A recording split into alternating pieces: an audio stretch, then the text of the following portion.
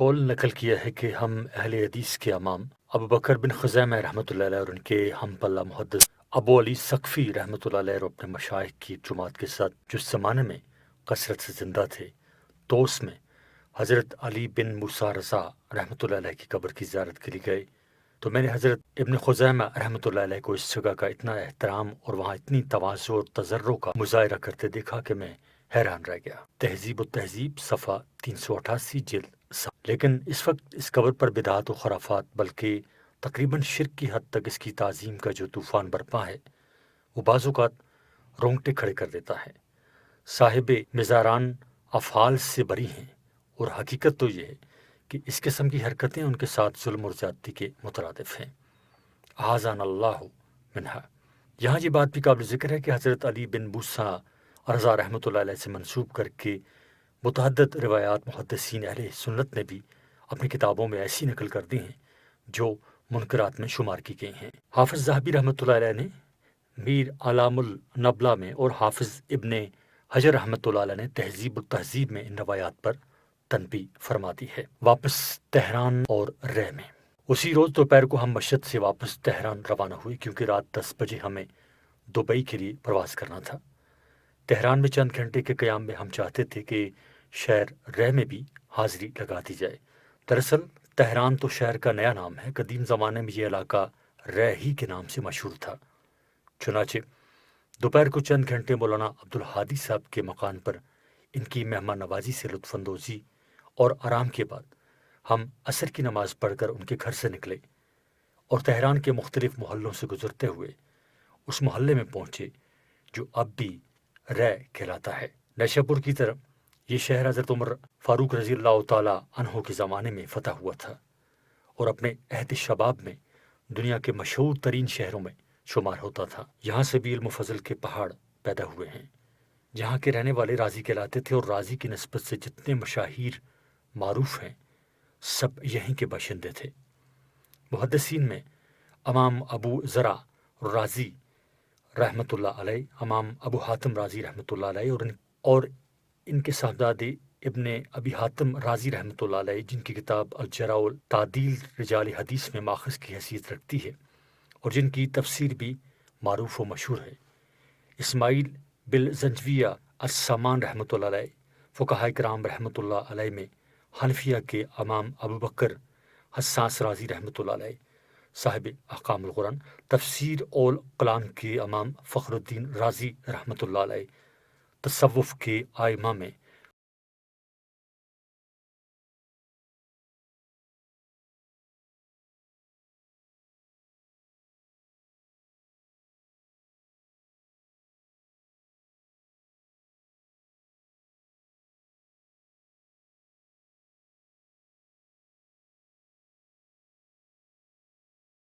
بنایا اور اس میں ان کی وفات ہوئی۔ مورخین نے لکھا ہے کہ اس شہر میں چونکہ جنگیں بہت ہوتی تھیں اس لیے لوگوں نے اپنے گھر زمین دوز بنائے ہوئے تھے۔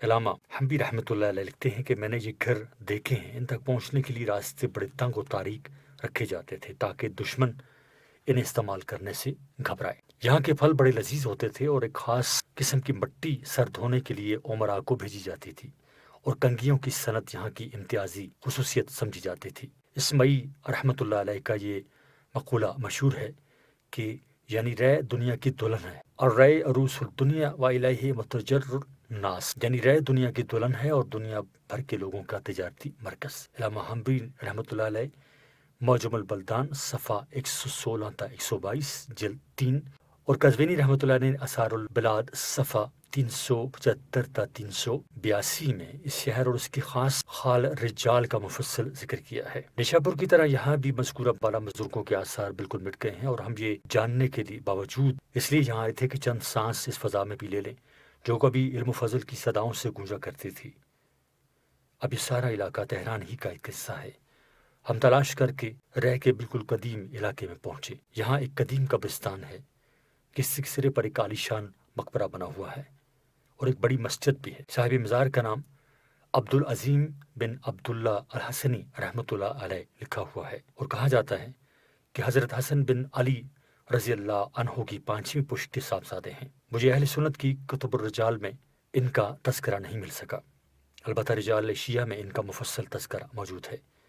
ان کو جلیل القدر عالم اور ولی اللہ قرار دیا گیا ہے، لیکن ان کے بارے میں عجیب قسم کی روایات بھی بیان کی گئی ہیں، جن میں سے اکثر کو خود مصنفین رجال شیعہ نے ضعیف قرار دیا ہے۔ دیکھیے معجم رجال الحدیث للخوئی صفحہ 46-47 جلد 10۔ ان کے مکتبے کے ساتھ ہی ایک بڑا قبرستان ہے جو کافی رقبے میں پھیلا ہوا ہے، لیکن حوادث روزگار نے تاریخی حقائق و آثار پر دبیز دہیں چڑھا دی ہیں، اور اس کے سوا کچھ نہیں کہا جا سکتا کہ خاک میں کیا صورتیں ہوں گی جو پنہاں ہو گئیں۔ شہر رہ کی یہ حسرت آمیز سیاحت ہمارے اس دورہ ایران کا آخری مرحلہ تھا۔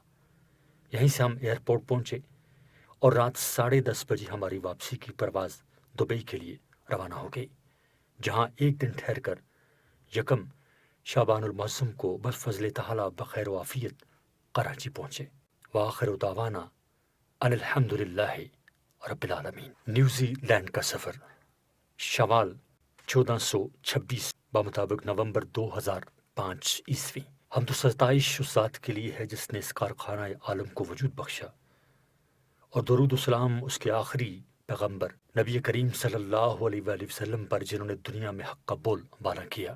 نیوزی لینڈ جنوبی بحر الکاہل کے متعدد جزیروں پر مشتمل ایک ترقی یافتہ ملک ہے جو آسٹریلیا سے جنوب مشرق میں 1000 میل کے فاصلے پر واقع ہے۔ چونکہ جنوب میں انٹارکٹیکا تک نیوزی لینڈ کے بعد کوئی اور آبادی نہیں ہے، اس لیے اسے جنوب میں دنیا کا آخری ملک کہا جائے تو غلط نہیں ہوگا۔ یہ تو اس ملک میں کئی چھوٹے چھوٹے جزیرے بھی ہیں، لیکن بڑے جزیرے جن پر ملک کی بھاری اکثریت آباد ہے اور جو بڑے شہروں پر مشتمل ہیں، دو ہی ہیں۔ ایک کو شمالی جزیرہ اور دوسرے کو جنوبی جزیرہ کہا جاتا ہے، اور ان کے درمیان 20 میل چوڑی آبنائے کوک حائل ہے۔ چنانچہ شمالی جزیرے سے جنوبی جزیرے کی طرف جانے کے لیے جہاز اور کشتیاں ہی استعمال ہوتی ہیں، اور اگر کاروں یا بسوں کے ذریعے سفر ہو تو یہ کاریں اور بسیں بھی جہاز پر سوار ہو کر جنوبی جزیرے میں پہنچتی ہیں۔ ملک کا کل رقبہ تقریباً 1,03,000 مربع میل میں پھیلا ہوا ہے۔ شمالی جزیرے کی ابتدا سے جنوبی جزیرے کی انتہا تک ملک کی لمبائی 995 میل ہے، اور مشرق و مغرب کے درمیان چوڑائی 280 میل۔ اس وسیع رقبے میں آبادی کل 40 لاکھ افراد پر مشتمل ہے، یعنی صرف کراچی شہر کی آبادی کا بھی تقریباً 1/3۔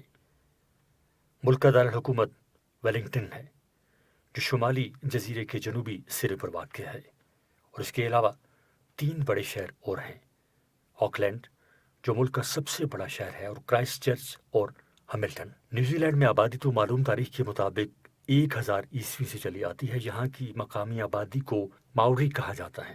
یہ گندمی رنگ کی ایک نسل ہے جو اس ملک میں آباد چلی آتی تھی۔ کہتے ہیں کہ سب سے پہلے 1642 میں ایک ڈچ جہاز راں نے اس علاقے پر اترنے کی کوشش کی، لیکن ماوری قبائل نے اسے مار بکھایا۔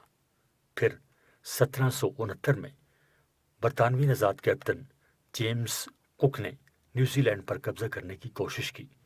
شروع میں ماوری قبائل نے مسلح مزاحمت کی، لیکن بالآخر کک نے ان پر قابو پا لیا، اور رفتہ رفتہ وہاں برطانیہ کے افراد آ کر آباد ہونا شروع ہو گئے، یہاں تک کہ 19ویں صدی میں وہ نیو ساؤتھ ویلز کی باقاعدہ نو آبادی یعنی کالونی بن گیا۔ 1840 میں ماوری قبائل نے ملک پر برطانیہ کے حق میں اپنی حاکمیت سے دستبرداری کا ارادہ ظاہر کیا، جس کے بدلے میں ان سے وعدہ کیا گیا کہ ان کی جان و مال کو تحفظ دیا جائے گا، اور جن زمینوں پر وہ قابض ہیں ان پر ان کا قبضہ برقرار رکھا جائے گا۔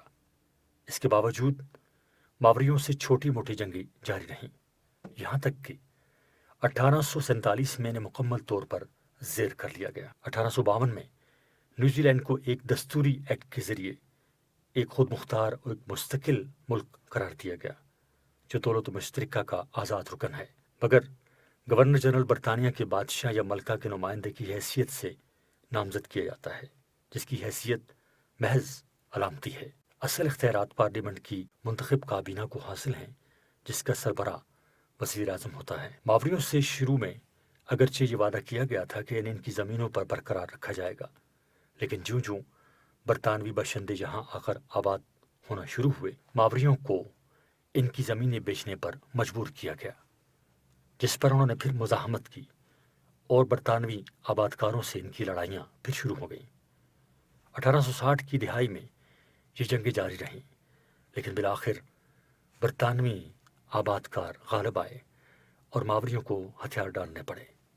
اس کے بعد سے ماوری قوم نے کوئی قابل ذکر مزاحمت نہیں کی، اور اب وہ نیوزی لینڈ کی حکومت کے تابع فرما ہو کر ملک کے عام شہریوں کی طرح رہتے ہیں۔ پارلیمنٹ میں ان کی کچھ نشستیں بھی مخصوص ہیں، اور اب حکومت ان کی ثقافت کو بھی فروغ دینے کی کوشش کر رہی ہے۔ چونکہ نیوزی لینڈ ایک زرخیز ملک ہے، اس لیے عالم اسلام کے مختلف خطوں سے بہت سے مسلمان بھی یہاں آ کر آباد ہو گئے ہیں، جن کی تعداد اب شاید 1 لاکھ کے لگ بھگ ہو۔ یہاں کے مسلمانوں کی طرف سے مجھے پہلے کئی مرتبہ نیوزی لینڈ آنے کی دعوت دی گئی، لیکن مختلف اسباب کی بنا پر اب تک یہ سفر ہو نہیں پایا تھا۔ میرا آخر شوال 1426 ہجری کے تیسرے ہفتے میں میرا اس ملک میں جانا مقدر تھا۔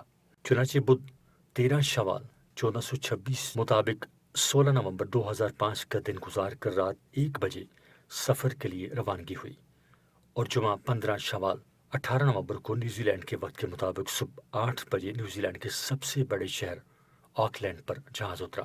نیوزی لینڈ کا وقت پاکستان سے 8 گھنٹے آگے ہے، جس کا مطلب یہ ہے کہ اس وقت پاکستان میں جمعرات کی رات کے 12 بج رہے تھے، اور اس طرح یہ سفر 23 گھنٹے میں طے ہوا، جس میں بیچ میں ہانگ کانگ سے طیارہ بدلنے کا وقت 3 گھنٹے بھی شامل ہے۔ نیوزی لینڈ چونکہ دنیا کے بیشتر ممالک سے دور الگ تھلگ واقع ہے، اس لیے وہاں کے حالات سے بھی ہم لوگوں کو زیادہ واقفیت نہیں تھی۔ چنانچہ یہ بھی معلوم نہیں تھا کہ اس دور افتادہ ملک میں اتنی بڑی تعداد میں مسلمان موجود اور آباد ہیں۔ صرف مسلمان ہی نہیں، مناسب تعداد میں صاحب استعداد علماء بھی ہیں، جو اکثر ہندوستان کے دینی مدارس کے تعلیم یافتہ بھی ہیں۔ ان میں سے مولانا خلیل ناداد صاحب میرے دائی اور میزبان تھے۔ یہ ڈابھیل کے مشہور دینی مدرسے کے فارغ التحصیل ہیں، اور ماشاءاللہ علمی ذوق کے حامل، قوی الاستعداد اور عالم دین ہیں، جو سال ہر سال سے نیوزی لینڈ میں دینی خدمات انجام دے رہے ہیں۔ اردو کے علاوہ انگریزی اور عربی پر بھی انہیں عبور حاصل ہے، اور ضرورت کے مطابق تینوں میں سے ہر زبان میں خطاب بھی کرتے ہیں، اور یہاں کے مسلمانوں کی دوسری دینی ضروریات پوری کرنے میں بھی منہمک رہتے ہیں، اور نیوزی لینڈ کے مسلمانوں میں مقبول اور ہر دل عزیز ہیں۔ آکلینڈ شہر بحر الکاہل کے کنارے چھوٹے چھوٹے پہاڑوں کے درمیان آباد ہے۔ جہاں بہت سے محلے ان پہاڑوں کے نام سے موسوم ہیں۔ انہی میں سے ایک پہاڑی کا نام ماؤنٹ راسکل ہے، جس کے ارد گرد ایک وسیع محلہ بھی اسی نام سے پکارا جاتا ہے۔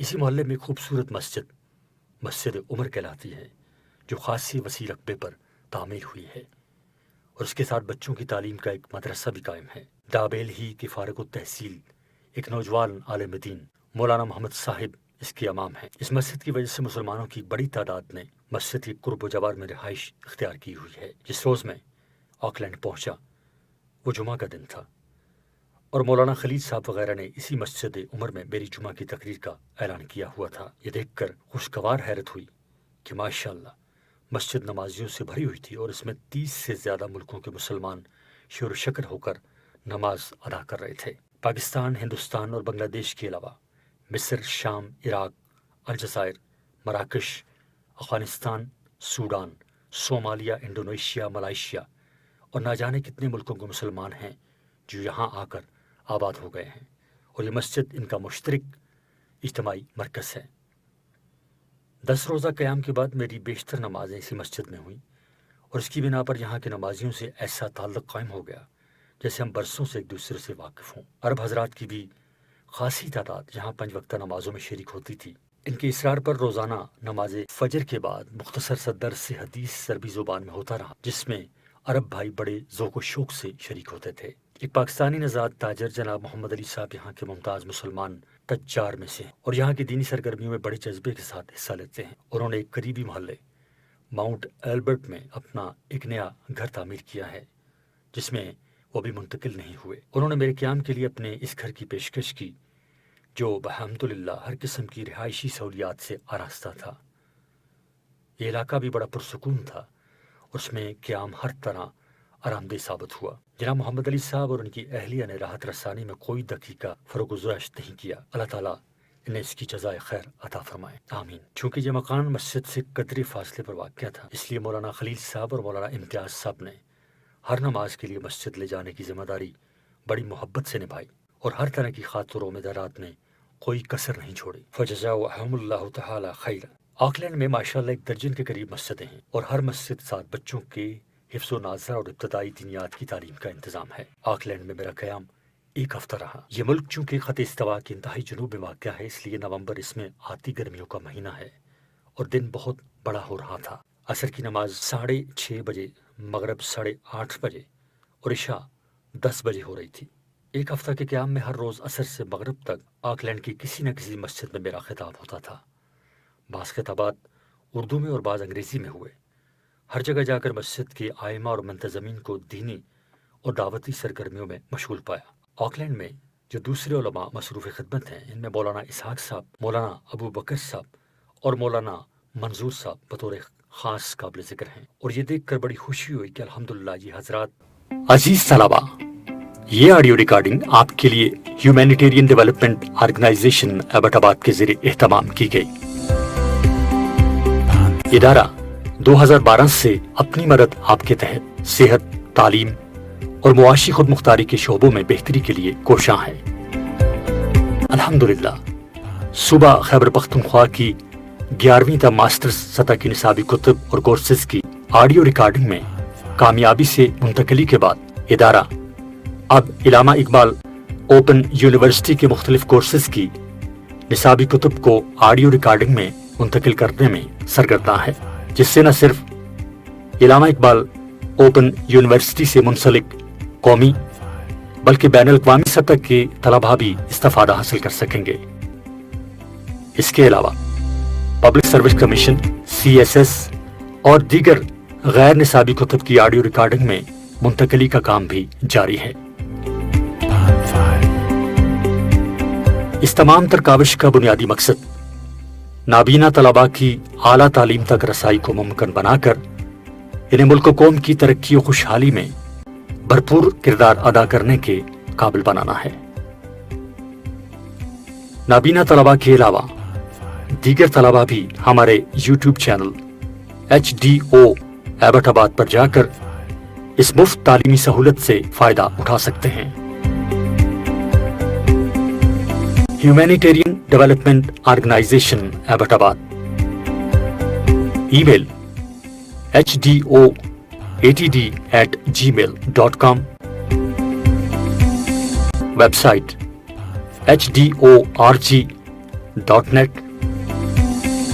فون نمبرز 03459541 یعنی 0345 9541 838، 0312 5741 801 یعنی 0312 5741 801۔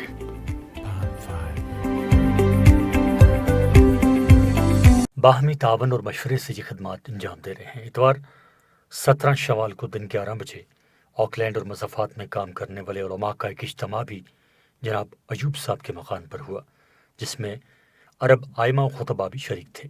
یہاں نظرات کے سامنے عربی میں خطاب بھی ہوا اور ملک میں بہت سے فقہی مسائل پر مذاکرہ بھی۔ عوامی خطابات میں بندہ نے زیادہ تر عمومی اصلاح کے علاوہ مقامی مسائل پر زور دیا، لیکن یہاں کے حضرات نے بتایا کہ اس ملک میں سودی معاملات کا بہت زور ہے، بہت سے مسلمان بھی اس میں مبتلا ہیں اور ان کے عمومی رواج کے نتیجہ میں سود کی حرمت اور اس کی برائی بھی دلوں سے مٹ رہی ہے۔ اس لیے میرے میزبانوں نے فرمائش کی کہ ہر بڑے شہر میں کم از کم ایک مفصل خطاب سود کی حرمت پر ہونا چاہیے۔ چنانچہ نیوزی لینڈ کے 3 بڑے شہروں آکلینڈ، ویلنگٹن اور ہیملٹن میں ایک مفصل خطاب اسی موضوع پر ہوا۔ الحمدللہ اس کے مفید اثرات محسوس ہوئے۔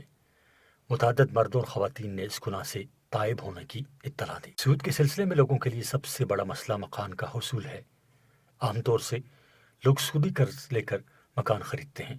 نیوزی لینڈ میں بھی اس کا رواج عام ہے، لیکن یہاں کے مسلمانوں کی تنظیم federation of Islamic association of New Zealand نے، جسے مخفف کر کے یہاں فائنانس کہا جاتا ہے، ایک مقامی انویسٹمنٹ کمپنی سے مل کر ایک ایسی پروڈکٹ تیار کرنے کی کوشش کی ہے جس کے ذریعے مسلمانوں کے لیے سود کے بغیر مکان حاصل کرنا ممکن ہو سکے۔ اس غرض کے لیے فائنس نے نیوزی لینڈ کے علماء پر مشتمل ایک علماء بورڈ قائم کیا ہے تاکہ اس طریقہ کار کی تفصیلات اس بورڈ کے سامنے رکھ کر یہ اطمینان کیا جا سکے کہ مجوزہ طریقہ کار شرعی احکام کے واقعتاً مطابق ہے۔ اس علماء بورڈ میں آکلینڈ کے مولانا اسحاق صاحب، مولانا خلیل صاحب، مولانا منظور صاحب کے علاوہ ویلنگٹن کے مولانا مبارک پوری صاحب اور بعض عرب علماء بھی شامل ہیں۔ کمپنی نے جو طریقہ کار تجویز کیا ہے وہ تحریری شکل میں اس بورڈ کو پیش کیا جا چکا ہے۔ بورڈ کے ارکان کو اس پر حتمی فیصلے سے پہلے اس پر ایک مجلس سے مشاورت منعقد کرنی تھی۔ چونکہ ان دنوں میں بھی نیوزی لینڈ میں موجود تھا، اس لیے ان حضرات کا اصرار ہوا کہ یہ مجلس سے مشاورت میری موجودگی اور صدارت میں منعقد ہو جائے۔ چنانچہ اتوار 17 شوال کو شام 4 بجے سے عصر تک یہ مجلس سے مشاورت ہوئی، جس میں علماء بورڈ کے ارکان کے علاوہ مذکورہ انویسٹمنٹ کمپنی اور فائنانس کے ذمہ دار حضرات بھی مجوزہ طریقہ کار کی وضاحت کے لیے موجود تھے۔ بعد میں علماء بورڈ کا تنہائی میں اجلاس ہوا، مجوزہ طریقہ کار پر غور کر کے اس میں ترامیم پیش کی گئیں اور کمپنی کے حضرات کو بتا دیا گیا کہ اگر وہ ان ترامیم پر عمل کے لیے تیار ہوں تو علماء بورڈ اس کی منظوری دے سکتا ہے۔ کمپنی کے حضرات نے ان ترامیم کو روبہ عمل لانے کا وعدہ کیا، لیکن علماء بورڈ کی طرف سے کہا گیا کہ وہ ان ترامیم کے مطابق معاہدات تیار کر کے بورڈ کے سامنے پیش کریں تو انہیں دیکھنے کے بعد ہی حتمی منظوری دی جا سکے گی۔ جن مغربی ملکوں میں مسلمان اقلیت میں ہیں وہاں کا بہت بڑا، بلکہ میری نظر میں سب سے بڑا مسئلہ بچوں کی تعلیم و تربیت ہے۔ ان ملکوں کی تعلیم گاہیں مسلمان بچوں اور بچیوں کے لیے ایک بہت بڑے فتنے سے کم نہیں۔ اگرچہ مسلمان والدین اپنے بچوں کو مغربی طرز کے اسکولوں میں پڑھانے کے ساتھ ساتھ انہیں شام کے وقت مساجد کے ساتھ قائم مکتبوں سے بھی وابستہ رکھتے ہیں، یعنی شام کے وقت بچے ان مکتبوں میں قرآن کریم اور ابتدائی دینیات کی تعلیم حاصل کرتے ہیں۔ نیز بہت سی مساجد اور اسلامی مراکز میں سنڈے اسکولوں کا نظام بھی قائم ہے، جن میں اتوار کی چھٹی کے دن صبح کے وقت میں بھی بچوں کو دینی تعلیم دینے کا انتظام ہے۔ لیکن ظاہر ہے جن اداروں میں بچہ ہمہ وقتی تعلیم حاصل کرتا ہو اور جہاں اوقات کار کا بیشتر حصہ گزارتا ہو، ان کے ماحول کے اثرات کو اس گھنٹے 2 گھنٹے میں دھونا بہت مشکل ہوتا ہے۔ اس لیے اس مسئلہ کا کوئی حل اس کے سوا نہیں کہ مسلمان عصری تعلیم کے لیے اپنے ادارے خود قائم کریں اور اپنے بچوں کو اپنے ماحول میں تعلیم دینے کا انتظام کریں۔ میں ان ممالک میں جہاں بھی جاتا ہوں اس کام کی طرف مسلمانوں کو ضرور متوجہ کرتا ہوں۔ الحمدللہ بہت سے مقامات پر محدود پیمانے پر ہی صحیح اس ضرورت کی طرف مسلمان متوجہ ہو رہے ہیں۔ آکلینڈ میں بھی یہاں کے باہمت مسلمانوں نے المدینہ اسکول کے نام سے ایک اسلامی اسکول قائم کیا ہے، جہاں ہائر سیکنڈری کی سطح تک مسلمان بچوں کی تعلیم کا انتظام ہے۔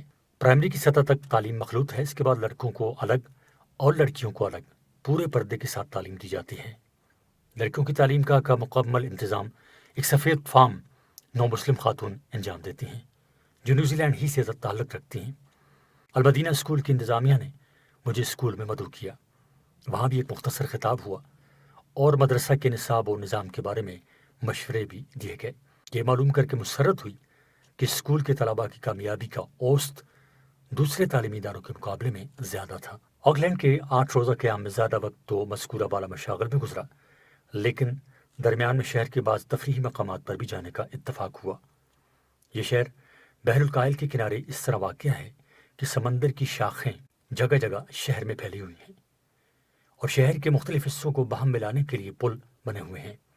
چھوٹے چھوٹے پہاڑ بھی جگہ جگہ پھیلے ہوئے ہیں اور سبزہ تو اتنا زیادہ ہے کہ خشک زمین نظر نہیں آتی۔ سمندر کے بہت سے ساحل سرسبز پہاڑوں کے دامن واقع ہیں، جہاں سمندر کی موجیں ان پہاڑوں سے آ کر ٹکراتی ہیں، اور پہاڑوں اور سمندروں کا یہ آمیزہ قدرتی مناظر کے شائقین کے لیے ایک دل آویز تحفے سے کم نہیں۔ پہاڑوں کی بلندی سے نظر ڈالیں تو ایک طرف سبزہ و گل کے درمیان خوبصورت عمارتیں اور دوسری طرف سمندری شاخوں کا جال قدرت کی سناہی کا وہ منظر پیش کرتی ہیں جس کے نظارے سے نظر سیر نہیں ہوتی۔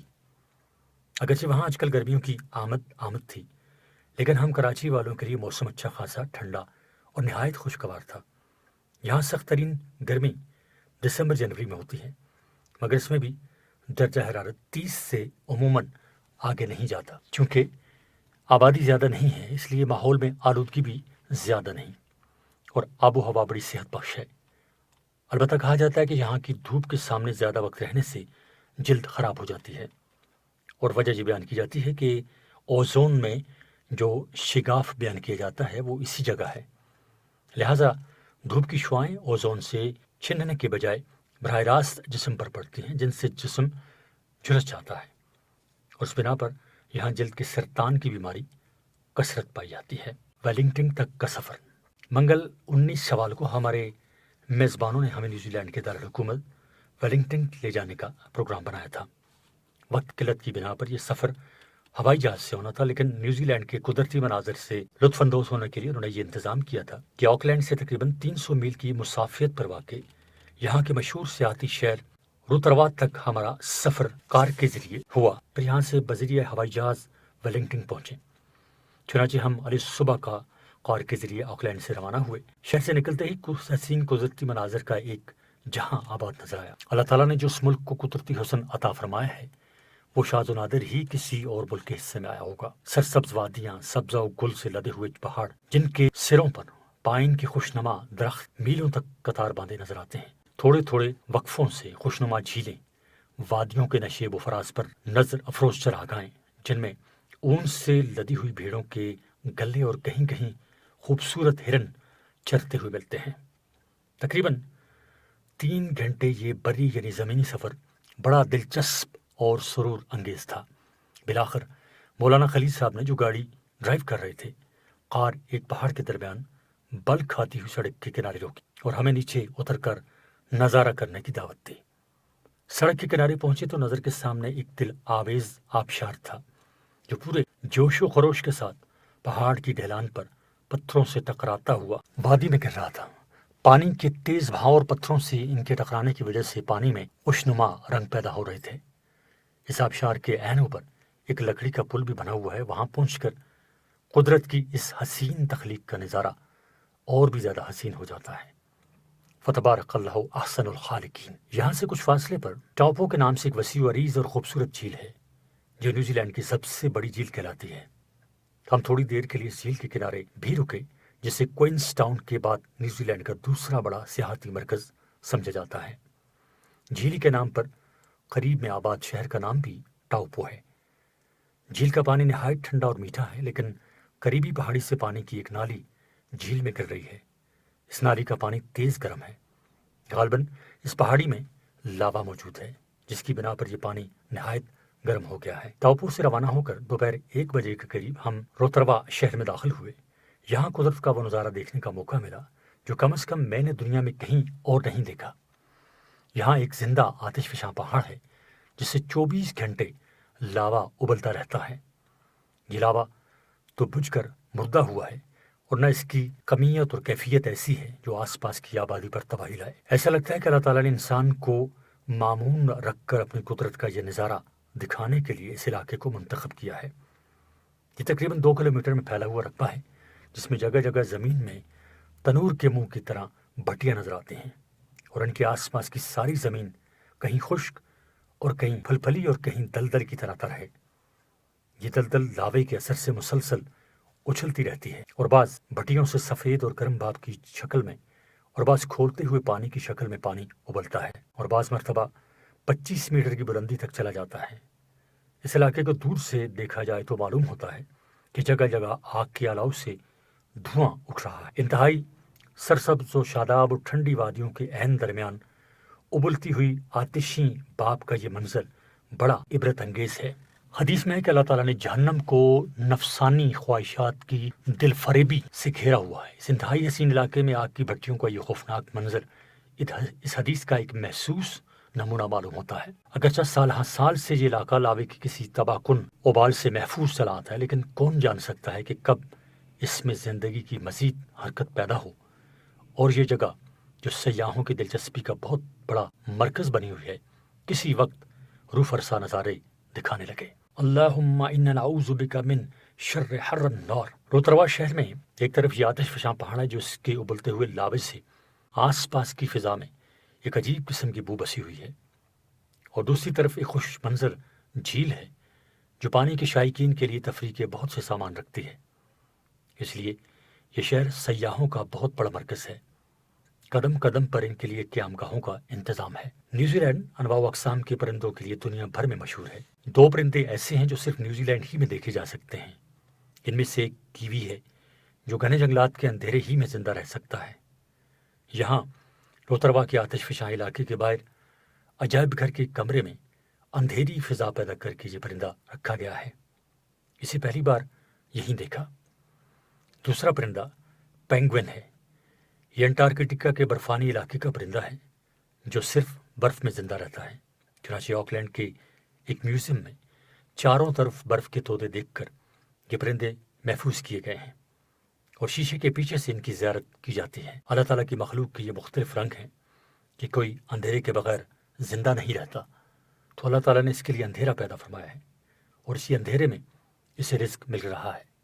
اور کوئی برف کے بغیر زندہ نہیں رہ سکتا، تو اس کے لیے برفانی تودوں کی فضا مہیا کی ہے اور اسی میں اس کے رزق کا سامان ہو رہا ہے۔ فَتَبَارَكَ اللَّهُ أَحْسَنُ الْخَالِقِينَ وَمَا مِن دَابَّةٍ فِي الْأَرْضِ إِلَّا عَلَى اللَّهِ رِزْقُهَا وَيَعْلَمُ مُسْتَقَرَّهَا وَمُسْتَوْدَعَهَا۔ یہاں محدود تعداد میں کچھ مسلمان بھی آباد ہیں۔ نماز ظہر کا وقت ہو چکا تھا اور ہمیں نماز ادا کرنے کی فکر تھی۔ ہمارے رہنماؤں نے ہمیں ایک چھوٹے سے ریسٹورنٹ کے سامنے لا کھڑا کیا۔ اس ریسٹورنٹ میں ایک ترکی نوجوان گوشت بھون بھون کر فروخت کر رہا تھا۔ معلوم ہوا کہ اس غیرت مند مسلمان نے اپنے ریسٹورنٹ کے بالائی منزل کو جماعت خانہ بنایا ہوا ہے۔ ہم اس جماعت خانے میں پہنچے تو وہاں مردوں اور عورتوں کے لیے الگ الگ صفیں بچھی ہوئی تھیں، وضو کا بھی انتظام تھا اور ایک الماری میں قرآن مجید اور دینی اور دعوتی کتابیں بھی رکھی ہوئی تھیں۔ یہ بالائی منزل نیچے کے ریسٹورنٹ سے زیادہ کشادہ تھی اور اس مہنگے علاقے میں بالائی منزل کو نماز کے لیے مخصوص کر کے اس ترکی نوجوان نے جس دینی جذبے کا ثبوت دیا وہ نہایت قابل قدر ہے۔ معلوم ہوا کہ تبلیغی جماعتیں بھی یہیں آ کر ٹھہرتی ہیں اور ان کی رہائش کے علاوہ کھانے پکانے کا بھی یہاں انتظام ہے۔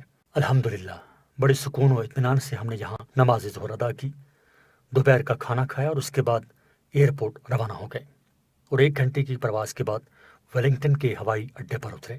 ویلنگٹن میں نیوزی لینڈ کا دارالحکومت ویلنگٹن شمالی جزیرے کے انتہائی جنوبی سرے پر سمندر کے کنارے واقع ہے اور یہاں بیشتر اوقات بہت تیز ہوائیں چلتی رہتی ہیں، اسی لیے اسے ونڈی ویلنگٹن کہا جاتا ہے۔ ہم ہوائی جہاز سے نیچے اترے تو انہی تیز برفانی ہواؤں نے استقبال کیا، یہاں تک کہ ہوائی اڈے کی عمارت تک پہنچنا مشکل ہو گیا۔ ہوائی اڈے پر مولانا عامر مبارک پوری صاحب استقبال کے لیے موجود تھے۔ یہ ہندوستان کے مشہور محقق و مصنف مولانا قاضی اطہر مبارک پوری صاحب رحمۃ اللہ علیہ کے نواسے ہیں اور بذات خود بڑے صاحب استعداد عالم ہیں۔ عربی، اردو، انگریزی تینوں زبانوں پر عبور رکھتے ہیں اور مطالعے اور تحقیق کا ذوق۔ میرے نیوزی لینڈ پہنچنے کے اگلے ہی دن یہ آکلینڈ تشریف لائے تھے اور آکلینڈ میں جو پروگرام ہوئے ان میں سے اکثر میں شریک رہے اور میرے سفر ویلنگٹن سے 1 دن قبل واپس ویلنگٹن آ گئے تھے۔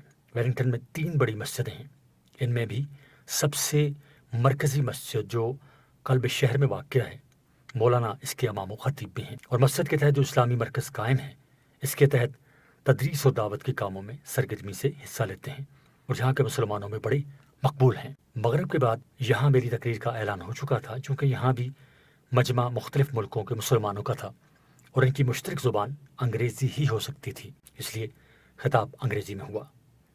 یہاں کے حضرات نے پہلے سے خطاب کا موضوع سود کی حرمت اور اس سے نجات کے طریقے طے کیا تھا، اسی کا اعلان بھی ہوا تھا اور خود میں نے اس موضوع پر مفصل گفتگو کی ضرورت محسوس کی تھی، اس لیے اسی موضوع پر خطاب ہوا، جس کے بعد عشاء تک سوال و جواب کا سلسلہ بھی رہا اور بفضل تعالیٰ اس کے اچھے اثرات محسوس کیے گئے۔ اس محفل میں ویلنگٹن کے مختلف رنگ و نسل کے مسلمانوں سے ملاقات ہوئی، اسلامی اخوت و محبت کے مظاہرے سامنے آئے۔ اگلے دن 12 بجے مسلمانوں کی تنظیم فیڈریشن آف اسلامک ایسوسی ایشنز نیوزی لینڈ یعنی فائنس کے ذمہ داران حضرات نے اپنے دفتر میں جو مسجد کے احاطے ہی میں واقع ہے تنظیم کے سرکردہ حضرات سے ایک ملاقات اور ظہرانے کا اہتمام کیا تھا۔ ان حضرات سے دیر تک مقامی مسائل پر گفتگو ہوئی اور دوسری باتوں کے علاوہ یہ معلوم ہوا کہ نیوزی لینڈ میں حلال گوشت کی تیاری اور ترسیل میں اس تنظیم کے نمائندوں نے علماء کرام کے مشورے سے طریقہ کار مرتب کیا ہے اور اس کی باقاعدہ نگرانی کی جاتی ہے۔ مقامی علماء نے تصدیق کی کہ یہ طریقہ کار ان کے مشورے سے مرتب ہوا ہے۔ اس ملاقات سے پہلے مولانا عامر مبارک پوری صاحب نے ویلنگٹن شہر کی بھی سیر کرائی۔ یہ شہر پہاڑوں اور سمندری شاخوں سے بھرا ہوا ہے۔ زیادہ تر مکانات پہاڑوں کی ڈھلان پر واقع ہیں اور سمندر کے ساحل، جن کے ایک طرف سرسبز پہاڑ اور دوسری طرف سمندر معزن نظر آتا ہے، بڑے خوش منظر ہیں۔ وسط شہر کا علاقہ نئی عمارتوں سے مزین ہے۔ شہد چونکہ نیوزی لینڈ کی خاص پیداوار ہے، اس لیے پارلیمنٹ کی عمارت شہد کے چھتے کی شکل میں بنائی گئی ہے، اور ایک عجیب و غریب ٹیکنالوجی یہاں عام ہے کہ بنی بنائی عمارت کو ایک جگہ سے اٹھا کر دوسری جگہ منتقل کر دیا جاتا ہے۔ شہر کے اسی حصہ میں ایک کئی منزلہ عمارت ہمیں دکھائی گئی جو پہلے سڑک کے دوسرے کنارے پر واقع تھی، اسے اٹھا کر یہاں منتقل کر دیا گیا ہے۔ آکلینڈ میں ایک جگہ ہم نے مکان اٹھانے کا منظر خود دیکھا۔ وہاں بنے بنائے مکانات کی ایک مارکیٹ ہے۔ خریدار کو جو مکان پسند ہو وہ اٹھا کر لے جاتا ہے اور جس پلاٹ پر چاہے اسے فٹ کر لیتا ہے۔ یہ عجیب و غریب طریقہ کار بھی میں نے کسی اور ملک میں دیکھا یا سنا نہیں تھا۔ لکڑی کے مکانات میں تو یہ بات اتنی مشکل نہیں، لیکن یہاں کے حضرات کا کہنا ہے کہ یہ عمل سیمنٹ سے بنی ہوئی عمارتوں کے ساتھ بھی کیا جاتا ہے۔ چنانچہ ویلنگٹن میں جس عمارت کو منتقل کیا گیا وہ سیمنٹ کی عمارت تھی۔ بدھ 20 شوال کی سپہر ہم ویلنگٹن سے بذریعہ ہوائی جہاز نیوزی لینڈ کے چوتھے بڑے شہر ہیملٹن پہنچے۔ یہ بھی بڑا سرسبز و شاداب شہر ہے اور مسلمانوں کی بڑی تعداد یہاں آباد ہے۔ یہاں کی ایک مسجد میں، جس میں زیادہ تر نمازی صومالی حضرات ہیں، عصر کے بعد یہاں بھی اعلان کے مطابق میرا انگریزی خطاب ہوا اور بعد میں سوال و جواب کی ایک نشست، جس کے بعد ہم آکلینڈ کے لیے بذریعہ کار روانہ ہوئے اور رات گئے قیام گاہ تک پہنچے۔ یوں تو نیوزی لینڈ قدرتی مناظر سے بھرا پڑا ہے، لیکن کہا جاتا ہے کہ اس کا سب سے زیادہ خوبصورت علاقہ جنوبی جزیرے میں کوئنس ٹاؤن ہے۔ دورہ نیوزی لینڈ کے آخر میں ہمارے میزبانوں نے ایک ہوائی جہاز کے ذریعے وہاں لے جانے کا پروگرام بنایا۔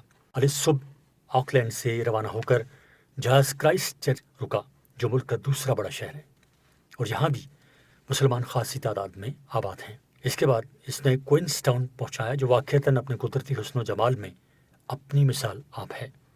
تین طرف برف پوش پہاڑوں کے درمیان ایک قدرتی جھیل اور اس کے درمیان نکلے ہوئے سرسبز جزیرے نے سارے علاقے کو غیر معمولی حسن عطا کر دیا ہے، اور میلوں تک کار میں سفر کریں تو ہر تھوڑی دیر بعد ایک نیا منظر دعوت نظارہ دیتا ہے۔ کوئنس ٹاؤن سے واپسی کے بعد ایک دن مزید آکلینڈ میں گزار کر 24 شوال کی صبح روانگی ہوئی اور 25 شوال کی صبح بفضل تعالیٰ کراچی واپسی ہو گئی۔ شام کا دوسرا سفر جنوری 2005 ذوالحجہ 1425 ہجری۔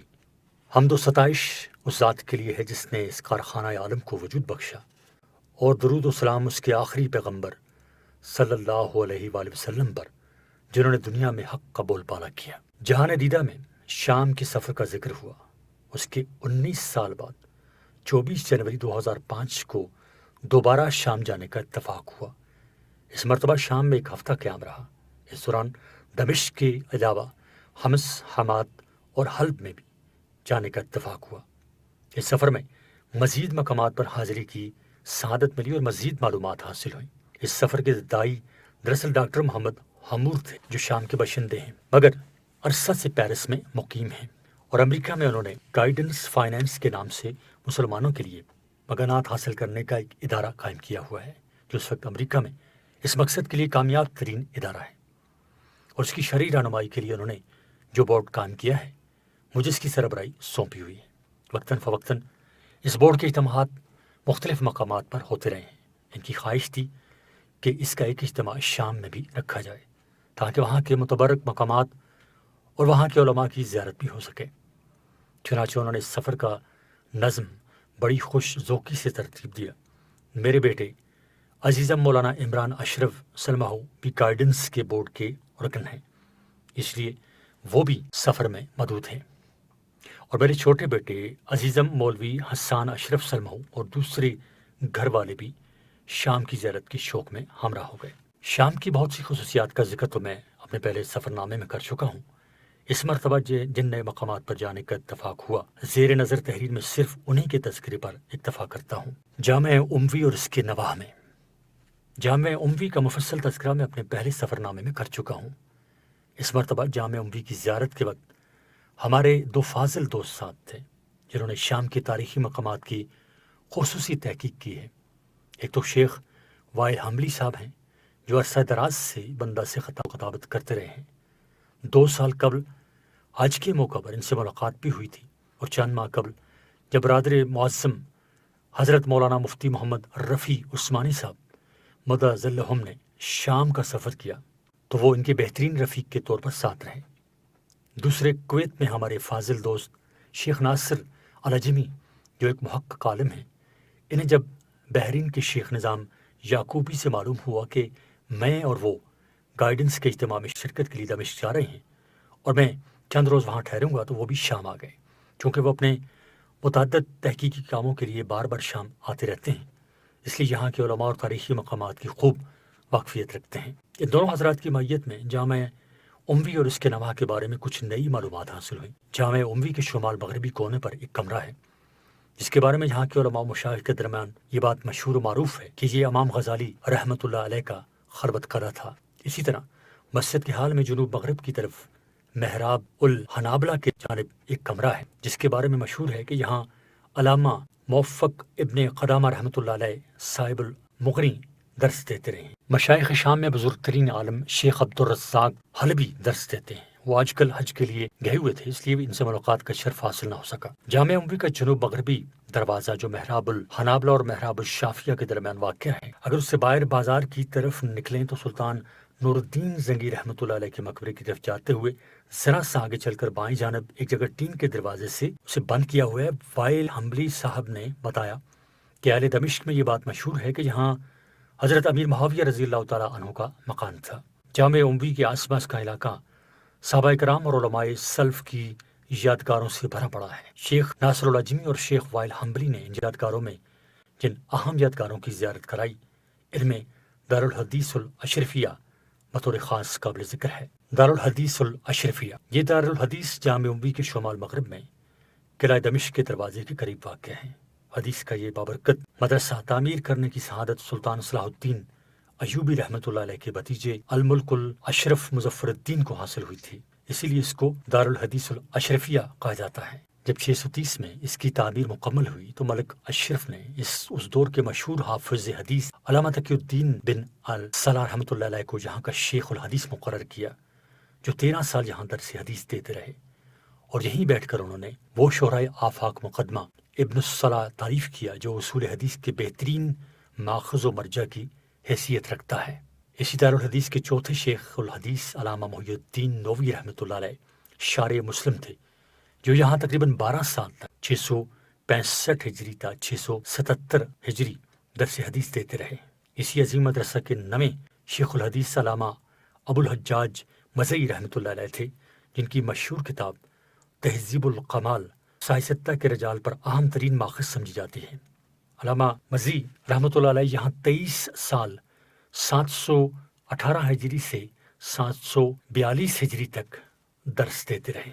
ان کی سربراہی شیخ الاسلام علامہ تقی الدین سبکی رحمۃ اللہ علیہ نے فرمائی، اور ان کے بعد ان کے صاحبزادے علامہ تاج الدین سبکی رحمۃ اللہ علیہ اور حضرت ابن کثیر رحمۃ اللہ علیہ صاحب تفسیر ابن کثیر بھی اس دارالحدیث کے سربراہ کی حیثیت میں درس دیتے رہے ہیں۔ یہ بابرکت تاریخی دارالحدیث بیچ میں حوادث روزگار کا شکار ہو گیا، یہاں تک کہ ایک عیسائی شخص نے اسے خرید لیا، لیکن پھر 13ویں صدی میں شیخ یوسف مراکشی رحمۃ اللہ علیہ نے اسے خرید کر دوبارہ دارالحدیث کے طور پر بحال کیا اور یہاں درس حدیث جاری کیا۔ انہی کے صاحبزادے علامہ محمد بدر الدین الحسنی رحمۃ اللہ علیہ بلاد شام کے متاخر علماء میں دارالحدیث کی حیثیت رکھتے ہیں۔ یہ اپنے والد کی وفات کے بعد صرف 12 سال کی عمر میں دارالحدیث کے متولی بنے اور پھر تمام عمر اپنی وفات 1345 ہجری تک یہاں درس حدیث دیتے رہے۔ آج کل اس دارالحدیث کے سربراہ شیخ حسن صوبیہ ہیں۔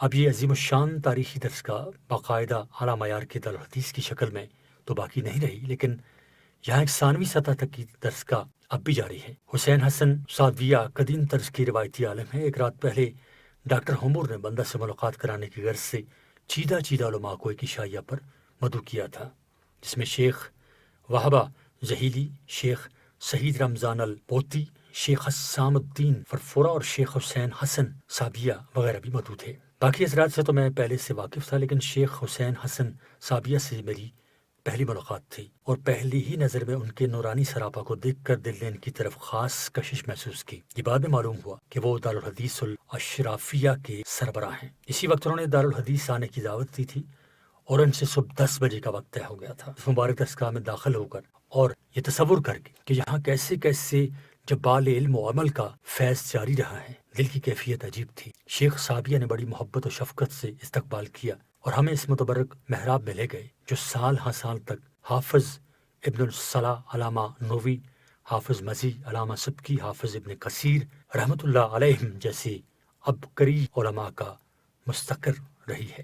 اس حاضری کے موقع پر میرے بیٹوں عزیزم ڈاکٹر مولوی عمران اشرف اور مولوی حسان اشرف سلمہ ہما کے علاوہ بحرین کے شیخ نظام یعقوبی، کویت کے شیخ ناصر العجمی اور دمشق کے شیخ وائل حنبلی اور بعض دوسرے علماء بھی ساتھ تھے۔ ان تمام حضرات نے اصرار کرنا شروع کر دیا کہ میں یہاں بیٹھ کر انہیں حدیث کا درس اور اس کی اجازت دوں۔ انتہا یہ کہ شیخ حسین حسن صابیہ بھی ان کے اصرار میں شریک ہو گئے۔ ان کی اس فرمائش نے مجھے سخت آزمائش میں مبتلا کر دیا۔ یہاں علامتی طور سے ہی مسند تدریس پر بیٹھنا ایک جسارت معلوم ہوتی تھی، لیکن ان تمام حضرات کے اصرار کو فعال نیک سمجھتے ہوئے حصول برکت کے لیے میں نے ان کو حدیث مسلسل بالا ولیہ سنائی۔ شیخ نظام یعقوبی پہلے سے میرے بیٹے مولوی عمران اشرف سلمہ سے فرمائش کر چکے تھے کہ وہ میرے والد ماجد حضرت مولانا مفتی محمد شفیع صاحب رحمۃ اللہ علیہ کا سب الازدیار السنی الیات الجنی ساتھ لے کر آئیں۔ شیخ ناصر العجمی نے اس کی کاپیاں کرا کر تمام حاضرین میں تقسیم کر دی اور پھر اس سبت کا وہ حصہ میرے سامنے پڑا جو حضرت والد صاحب قدس و سرہ کی اسانید حدیث پر مشتمل تھا، اور یہیں بیٹھ کر ایک اجازت نامہ تحریر کر کے تمام حاضرین میں تقسیم کیا۔ میرے لیے اس متبرک دارالحدیث کے ساتھ یہ علامتی نسبت بھی ایک عظیم سعادت تھی۔ بلبل ہمیں کے کافیہ گلشو بس است۔ دارالحدیث النوریہ۔ اس دارالحدیث سے مشرق میں چند قدم کے فاصلے پر ایک اور دارالحدیث ہے جو اس وقت غیر آباد ہے۔ کہا جاتا ہے کہ یہ دمشق کا سب سے قدیم دارالحدیث ہے۔ نور الدین زنگی رحمۃ اللہ علیہ نے اپنے وقت کے امام حدیث حافظ ابن عساکر رحمۃ اللہ علیہ کے لیے بنایا تھا، اس لیے اس کا نام دارالحدیث النوریہ ہے۔ یہ عمارت اگرچہ آج کل غیر آباد ہے، لیکن وائل حنبلی صاحب کے ایک دوست اس کی دیکھ بھال کرتے ہیں۔ انہوں نے ہمارے لیے یہ عمارت کھولی جہاں قبلے کی سمت ایک بوسیدہ محراب کے پتھر عمارت کی قدامت کی گواہی دے رہے ہیں۔ حافظ ابن کثیر رحمۃ اللہ علیہ نے علامہ ابن اسیر جزری رحمۃ اللہ علیہ کے حوالے سے لکھا ہے کہ سلطان نور الدین زنگی رحمۃ اللہ علیہ پہلے وہ شخص ہیں جنہوں نے دارالحدیث کے نام سے کوئی مدرسہ قائم کیا۔ البدایہ والنہایہ صفحہ 487، جلد 16 اور دارالحجر 1419 ہجری۔ یہ وہی دارالحدیث ہے جس میں ہم اس وقت کھڑے تھے۔ علماء دمشق میں یہ بات مشہور ہے کہ حافظ ابن عساکر رحمۃ اللہ علیہ نے تاریخ دمشق اسی دارالحدیث میں تعریف فرمائی۔ تاریخ دمشق کیا ہے؟ 80 جلدوں پر مشتمل ایک عظیم انسائکلوپیڈیا ہے جسے صرف پڑھنے کے لیے سال ہر سال چاہیے۔ نام کو یہ دمشق کی تاریخ ہے، لیکن حقیقت میں پورے عالم اسلام اور اس کے مشاہیر کا مبسوط تذکرہ اور احادیث و اسانید اور جرح و تعدیل کا بھی بڑا وسیع دفتر ہے۔ تاریخ پر اتنی ضخیم کتاب اس سے پہلے نہیں لکھی گئی تھی۔ 80 جلدوں کی اس کتاب کو شائع کرنا بھی انتہائی مشکل امر تھا، چنانچہ چند سال پہلے تک کسی ناشر کو اسے مکمل شائع کرنے کا حوصلہ نہیں ہوا تھا۔ اب بفضل تعالیٰ 1415 ہجری میں یہ پوری کی پوری شائع ہوئی ہے۔ تصنیف و تالیف کا یہ عجوبہ جو صرف ایک شخص کی کاوش ہے، اسی دارالحدیث کے ایک چھوٹے سے کمرے میں فرش پر بیٹھ کر انجام پایا تھا۔ اللہ اکبر۔ اسی دارالحدیث میں جن اکابر علماء نے درس دیا، علم حافظ علم الدین برزاہی متوفی 739 ہجری بھی شامل ہیں، جو شام کے دوسرے بڑے مورخ ہیں اور علم حدیث میں مقام بلند کے حامل ہیں۔ علامہ ابن تیمیہ رحمۃ اللہ علیہ کہتے ہیں کہ ان کی نقل پتھر کی لکیر ہوتی ہے۔ حافظ ابن کثیر فرماتے ہیں کہ سمیت العلامہ ابن تیمیہ بقول نقل البرانی اور تفرقی سمیت العلامہ ابن تیمیہ بقول نقل البرانی نفرقی الحجر البدایہ والنہایہ صفحہ 413 جلد 18۔ مقام ابی دردہ رضی اللہ تعالیٰ عنہ۔ جامع اموی سے کچھ فاصلے پر قلعہ دمشق کی شمالی دیوار کے ساتھ ایک چھوٹی سی مسجد ہے جس پر مسجد ابی دردہ لکھا ہوا ہے۔ نیز یہ بھی لکھا ہے کہ حضرت ابو دردہ رضی اللہ تعالیٰ عنہ کا مقام ہے۔ بلاد شام میں مقام کا لفظ مزار کے معنی میں بھی استعمال ہوتا ہے، اور جہاں کسی کا قیام رہا ہو اسے بھی مقام کہہ دیتے ہیں۔ اس مسجد کے مشرقی کونے میں ایک قبر بنی ہوئی ہے جس پر لکھا ہے کہ یہ حضرت ابو الدرداء رضی اللہ تعالیٰ عنہ کی قبر ہے۔ یہاں ان کی قبر کا ہونا تاریخی طور پر مشکوک ہے، کیونکہ حافظ ابن عساکر رحمۃ اللہ علیہ نے اپنی تاریخ دمشق میں کئی روایتیں نقل کی ہیں جن سے معلوم ہوتا ہے کہ حضرت ابو الدرداء رضی اللہ تعالیٰ عنہ کی تدفین الباب الصغیر کے قبرستان میں ہوئی تھی۔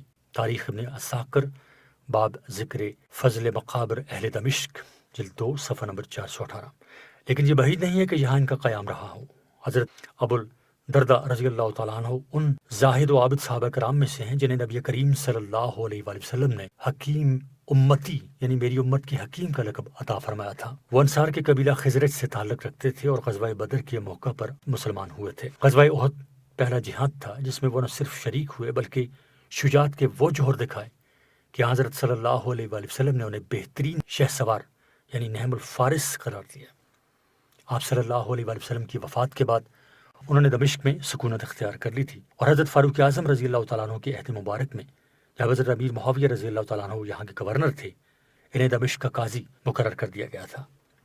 وہ تاریخ اسلام کے عظیم مارکوں میں شریک رہے اور دمشق میں انہوں نے روایت حدیث کا سلسلہ بھی جاری رکھا۔ ان کے حالات کی تفصیل کے لیے دیکھیے الصحابہ صفحہ 45-46 جلد 3۔ ان کی مبینہ قبر کے برابر میں ایک اور قبر بنی ہوئی ہے، اس پر لکھا ہوا ہے کہ یہ مشہور حنبلی فقی علامہ موفق الدین ابن قدامہ رحمۃ اللہ علیہ کی قبر ہے۔ مجھے اس کی صحت کی تحقیق نہیں ہو سکی، لیکن ان کا جامع اموی میں درس دینا تقریباً تواتر سے مشہور ہے، اس لیے کچھ بعید نہیں ہے کہ ان کی تدفین یہاں ہوئی ہو۔ جامع اموی کے ارد گرد کا یہ سارا علاقہ تاریخ اسلام کی جلیل القدر شخصیتوں کے انفاس قدسیہ سے مہکا ہوا محسوس ہوتا ہے، اور اس کا کیف ہم جیسے بحث لوگوں کو بھی محسوس ہوئے بغیر نہیں رہتا۔ حافظ ابو الحجاج مزی رحمۃ اللہ علیہ۔ دمشق کے اس قیام کے دوران متعدد ایسے مقامات اور ایسی شخصیتوں کی زیارت ہوئی جو میرے پچھلے سفر شام میں نہیں ہو سکی تھی۔ جن بزرگوں کی قبروں پر اس مرتبہ حاضری ہوئی ان میں حافظ ابو الحجاج مزی رحمۃ اللہ علیہ، علامہ ابن تیمیہ رحمۃ اللہ علیہ، حافظ ابن کثیر رحمۃ اللہ علیہ اور علامہ ابن قیم رحمۃ اللہ علیہ خاص طور پر قابل ذکر ہیں۔ اول ذکر تینوں بزرگوں کی قبریں دمشق کے اس قبرستان میں بیان کی جاتی ہیں جو مقبرۃ الصوفیہ کے نام سے مشہور ہے۔ اب یہ قبرستان بحیثیت مجموعی تو ختم ہو چکا ہے اور یہاں جامع دمشق کی بعض عمارتیں بن گئی ہیں، لیکن ان تین بزرگوں کی قبریں ابھی تک باقی ہیں۔ حافظ ابو الحجاج مزئی رحمۃ اللہ علیہ، جن کا اصل نام یوسف بن الزکی ہے اور لقب جمال الدین ہے، علم حدیث اور اسماء الرجال کے وہ امام ہیں جن کی کتاب تہذیب الکمال سیاہ ستہ کے رجال پر مستند ترین ماخذ سمجھی جاتی ہے، اور حافظ ابن حجر رحمۃ اللہ علیہ نے تہذیب التہذیب اور تقریب التہذیب اسی کی بنیاد پر تالیف فرمائی ہیں۔ نیز اطراف پر ان کی کتاب تحفۃ الاشراف مشہور و معروف ہے۔ یہ اصلاً حلب کے رہنے والے تھے، لیکن پھر دمشق کے محلے مزہ میں آباد ہو گئے تھے، اس لیے انہیں مزئی کہا جاتا ہے۔ اللہ تعالیٰ نے علم حدیث اور اسانید کی معرفت کا وہ تمام مقام انہیں عطا فرمایا تھا کہ وقت کے جلیل القدر محدثین مثلاً علامہ تقی الدین سبکی رحمۃ اللہ علیہ وغیرہ و مشکلات میں ان کی طرف رجوع کرتے تھے۔ ان کے شاگرد علامہ تاج الدین سبکی نے ان کا تذکرہ کرتے ہوئے اس کی بہت سی مثالیں پیش کی ہیں جن میں علم حدیث کے طلباء و اساتذہ کے لیے بڑے قیمتی اور نادر فوائد ہیں۔ دیکھیے طبقات الشافیہ للسبکی رحمۃ اللہ علیہ صفحہ 255 تا 267، 6 دارالمعرفہ بیروت۔ حافظ شمس الدین ذہبی رحمۃ اللہ علیہ جیسے نقاد اور مبصر حدیث ان کے بارے میں یہ تبصرہ کرتے ہیں: ہوا صاحب المعضلان و معض المشکلان ادراکا منہ للحافظ ابن حجر رحمۃ اللہ صفحہ 460 جلد 4۔ ترجمہ یعنی یہ وہ صاحب ہیں جو ہماری پیچیدگیاں دور کرتے اور ہمارے لیے مشکل مقامات کو واضح کرتے ہیں۔ ان کی عمر 90 سال سے زیادہ ہوئی مگر وہ اپنے لیے کوئی سواری نہیں رکھتے تھے اور آخر عمر تک پیدل چل کر مدرسہ جایا کرتے تھے، اور اس بڑھاپے میں بھی ٹھنڈے پانی سے غسل فرماتے تھے۔ انتہائی نرم خو، کم گو اور باوقار بزرگ تھے۔ ان کی مجلس میں کبھی کسی کی غیبت نہیں سنی گئی، مال و دولت کی طرف کبھی توجہ نہیں فرمائی اور زیادہ عمر تنگ دستی میں بسر کی، یہاں تک کہ آخر میں معاشی ضرورت کی بنا پر اپنی مایہ ناز تالیف تہذیب الکمال کا اپنے قلم سے لکھا ہوا نسخہ فروخت کرنے پر مجبور ہوئے۔ ادرال کا منہ للحافظ ابن حجر رحمۃ اللہ علیہ صفحہ 460 جلد 4۔ حافظ ابن کثیر رحمۃ اللہ علیہ ان کے داماد تھے اور انہوں نے بیان فرمایا کہ وہ بہت کم دن بیمار رہے۔ جمعہ کے دن حدیث کا درس دے کر جمعہ کی تیاری کر رہے تھے کہ اچانک پیٹ میں درد اٹھا، جسے کولنج سمجھا گیا، مگر در حقیقت وہ طاعون کا اثر تھا۔ یہاں تک کہ آیت الکرسی پڑھتے پڑھتے 12 صفر 742 ہجری کو وہ اپنے خالق حقیقی سے جا ملے۔ البدایہ والنہایہ صفحہ 427 جلد 18۔ علامہ ابن تیمیہ رحمۃ اللہ علیہ۔ دوسری قبر حافظ مذہبی میں کمائے ناز شاگرد علامہ ابن تیمیہ رحمۃ اللہ علیہ کی ہے۔ اگرچہ زیارت قبور کے بارے میں ان کا مسلک معروف ہے، لیکن شطر حال کے بغیر کسی بزرگ کی قبر پر سلام عرض کرنے کو وہ بھی ناجائز نہیں کہتے۔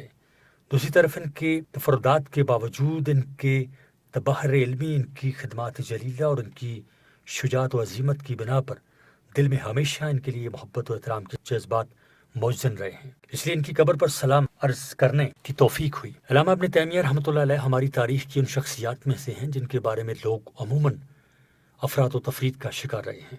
ان کے بعض نظریات اور بعض فقہی تفردات کی بنا پر انہی کے زمانے میں کچھ حضرات نے انہیں گمراہ قرار دیا اور اس کی بنا پر انہیں بار بار قید و بند کی صعوبتیں برداشت کرنی پڑیں۔ اس کی پوری تفصیل حافظ ابن حجر رحمۃ اللہ علیہ نے ادراکا منہ کی پہلی جلد میں صفحہ 144 سے 160 تک بیان فرمائی ہے۔ یہاں تک کہ آخر عمر میں انہیں قلعہ دمشق میں نظر بند کیا گیا اور وہیں 728 ہجری میں ان کا انتقال ہوا۔ دوسری طرف ان کے مداحوں کے گروہ نے ہر معاملے میں ان کی اتباع اور دفاع میں اتنا غلو کیا کہ ان کے مقابلے میں علماء امت کی عظیم اور مایاناز شخصیات کی تنقید سے بھی گریز نہیں کیا۔ واقعہ یہ ہے کہ علامہ ابن تیمیہ رحمۃ اللہ علیہ کے علم و فضل، ان کے زہد و تقوی اور اخلاص و الہیت میں کوئی شک و شبہ کی گنجائش نہیں۔ اللہ تعالیٰ نے انہیں بے پناہ قوت حافظہ اور وسعت علم کے ساتھ غیر معمولی زور بیان اور ایک سیال قلم عطا فرمایا تھا، جس سے انہوں نے دین کی عظیم الشان خدمات انجام دی۔ خاص طور پر علوم نقلیہ میں ان کی تصانیف بحر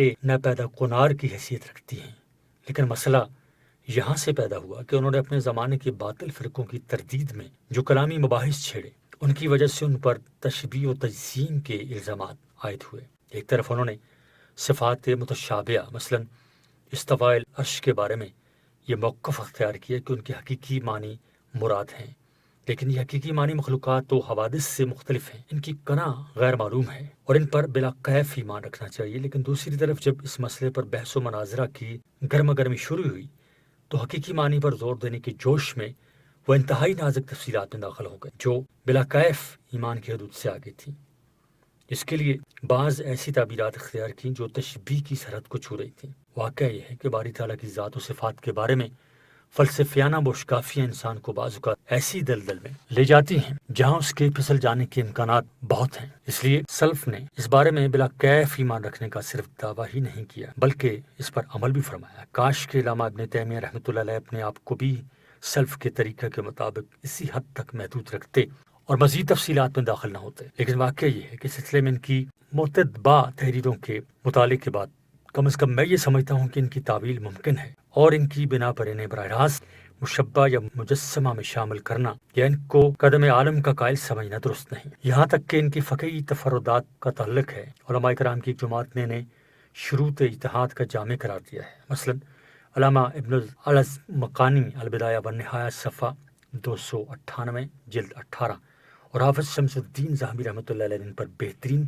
تبصرہ فرمایا ہے۔ جہاں تک ان کی فقہی تفردات کا تعلق ہے، علماء کرام کی ایک جماعت نے انہیں شروط اجتہاد کا جامع قرار دیا ہے۔ انہوں نے بعض فتاوی میں تفرد اختیار کیا جن کی بنا پر انہیں برا بھلا کہا گیا، لیکن یہ فتاوی ان کے علم کے سمندر میں چھپ گئے ہیں۔ اللہ تعالیٰ ان سے چشم پوشی فرمائے اور ان سے راضی ہو۔